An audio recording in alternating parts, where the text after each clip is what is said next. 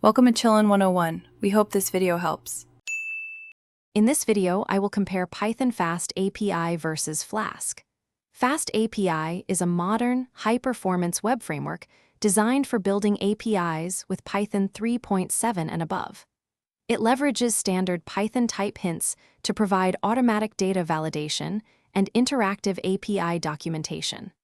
Flask, on the other hand, is a lightweight and flexible micro-framework, offering more freedom but requiring more manual setup for features like validation or documentation.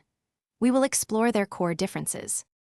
FastAPI truly shines in performance, often outperforming Flask significantly due to its asynchronous capabilities.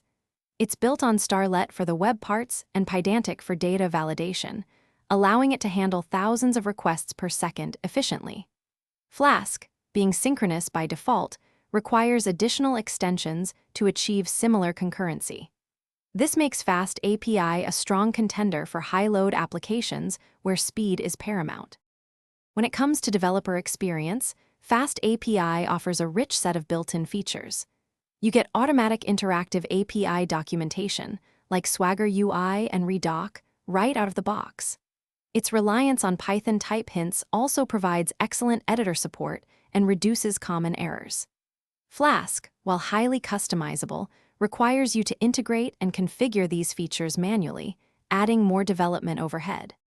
Choosing between FastAPI and Flask often depends on your project's specific needs. FastAPI is an excellent choice for building high-performance APIs, microservices, and data science backends, especially when speed and built-in validation are crucial. Flask remains a fantastic option for smaller, simpler web applications, rapid prototyping, or when you desire maximum control over every component. Both have vibrant communities supporting their growth. Thanks for watching. Consider subscribing if we helped you.